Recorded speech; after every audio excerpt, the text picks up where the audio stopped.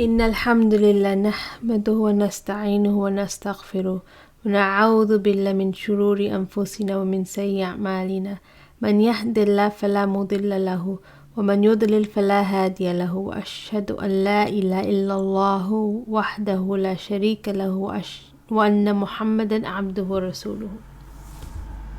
Assalamu alaikum, Fiqh Investigators. I hope you're all well. Today we are going to be starting the book of prayer, the book of Salah.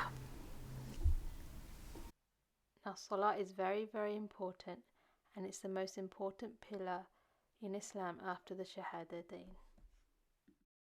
Shahadatayn being Ashhadu la ilaha illallah wa ashhadu anna Muhammadan abduhu rasuluh.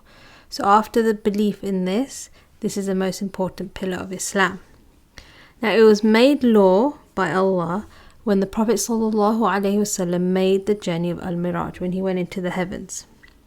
And at first, Allah legislated it, made it law 50 times a day. Okay? And this shows us how much Allah loves this act of worship and ibadah. Okay? The fact that He made it law 50 times a day. Out of His mercy and rahmah, He reduced it to 5. And if it's accepted, then we will get the reward of 50 salah.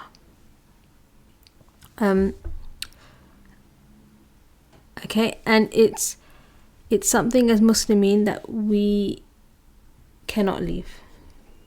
Okay, we cannot leave the salah. There's only three circumstances in which you can, which is if you're unconscious, if you are lost your senses, or if you forget. Okay, other than that, there's no excuse for you not to pray your salah as a Muslim. This is a very important point. We must not leave our salah. Why is it important? Okay, it's important obviously because Allah's told us, and it's a conversation between us and Allah. This is a time as Muslims that we take out of our busy lives and we dedicate it to Allah, and having this conversation with Allah. And this shows our obedience and our iman and our love of Allah, okay? Our Creator, the one who's blessed us with so many things, and the one that we're going to return to. And so our salah is something that makes us as Muslimin different from everybody else. We also know that on Yawm al-Qiyamah, it will be the first thing that we are asked about when our deeds are being weighed up. And if our salah is good and acceptable, then everything else will be easy for us on that day. And if it's not, then the opposite will happen. So it's something very, very important. And so because it's an important thing for us to do, it's very important that we learn about its rulings and how to perform it. So that's what we're going to be doing, inshallah.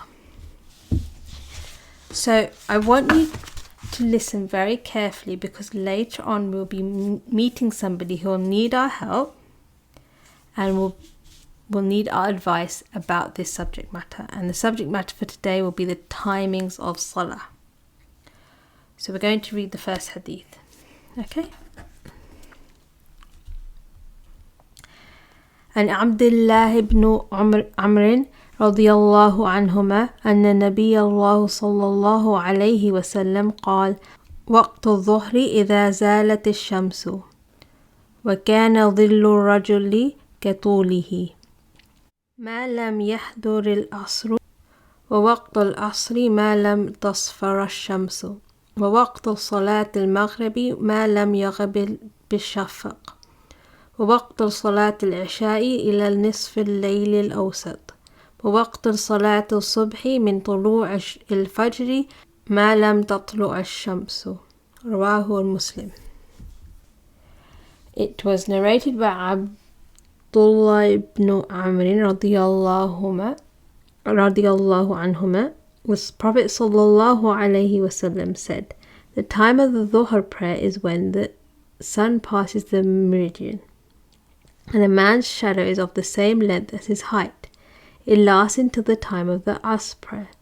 The time of the Asr prayer is as long as the sun has not become yellow during its setting.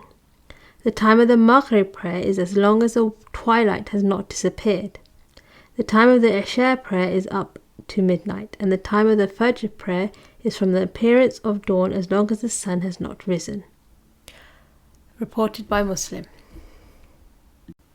So this hadith is talking about the changes in the sky and the comparison of the shadow and the object of the shadow in relation to the timings of Salah.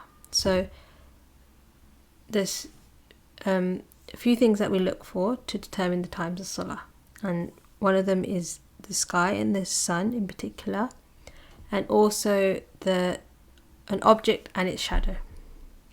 So if we talk about Salatul Dhuhr first, like the hadith did, it says that the time of the Dhuhr prayer is when the sun passes the meridian until a man's shadow is of the same length as his height.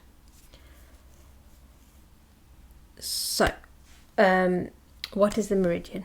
The meridian in Arabic we call it zawal, and it's when the sun is at the highest point in the sky.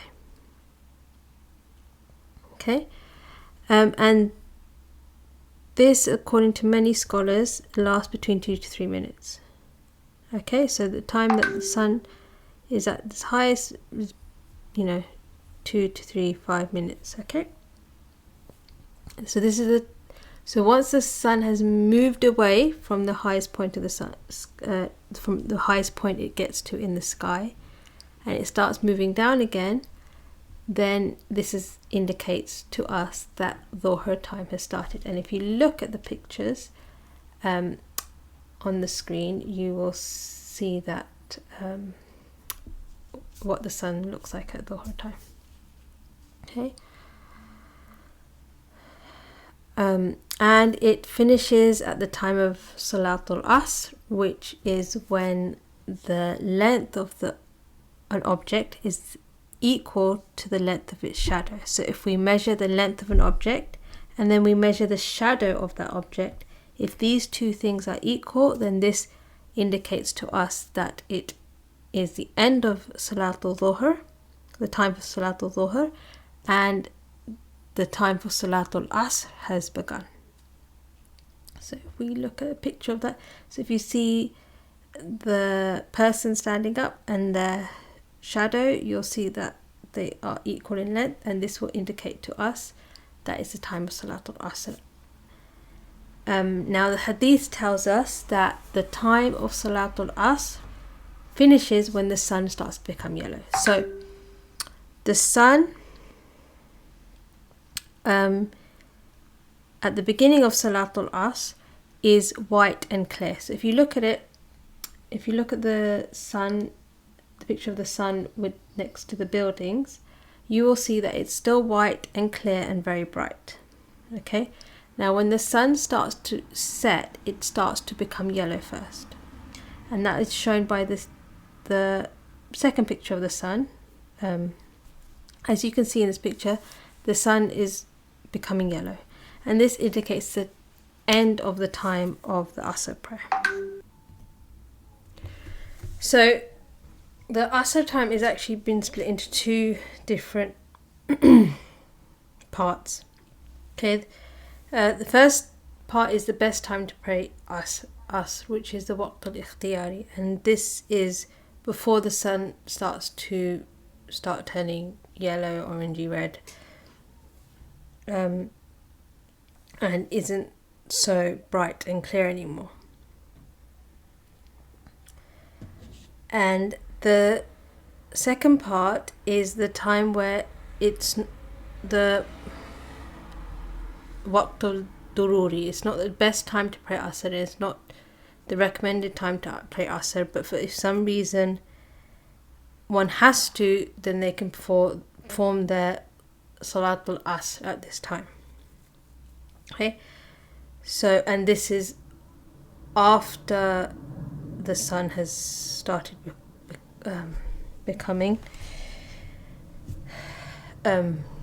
has started to change colour until it begins to set. Now, the Sahaba, they would not delay us until the point where the sun was almost setting, where it became a different color. They would pray it at a time where the sun was still very high in the sky, was still very bright and white and clear. Okay? So we need to strive to pray Salatul Asr, at the earlier time.